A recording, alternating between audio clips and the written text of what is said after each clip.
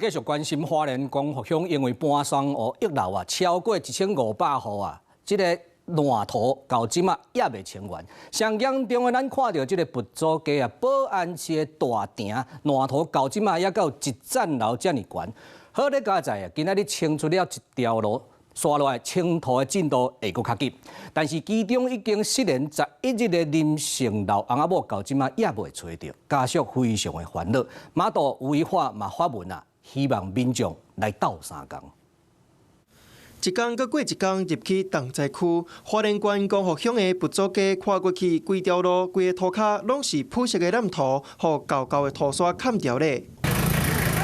东基区一直赶工，总算是甲保安市周围土沙全部拆开。2号迄天，门口还阁有买一层楼悬的土沙，不过过长工已经清出一条会使行的路，好在有机具入来加速清理的速度。庙门打开，那第2天我们就已经进到里面了，再把里面的淤泥清出来了。足侪志工入来，甲作业中的机具行来行去，足侪人看到烦恼志工的安全。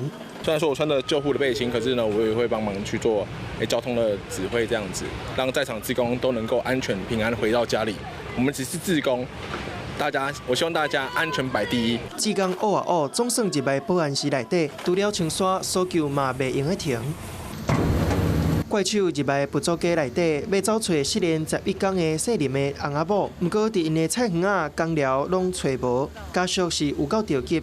诚做朋友的马道吴依华嘛来斗相共发文，希望有好消息传来。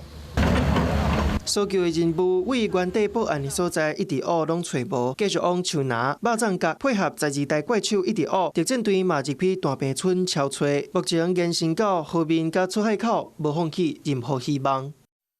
Hello， 大家好，我是林依文。想要抢先掌握最及时的新闻资讯吗？赶快订阅、按赞、开启小铃铛，锁定华视新闻的 YouTube 频道。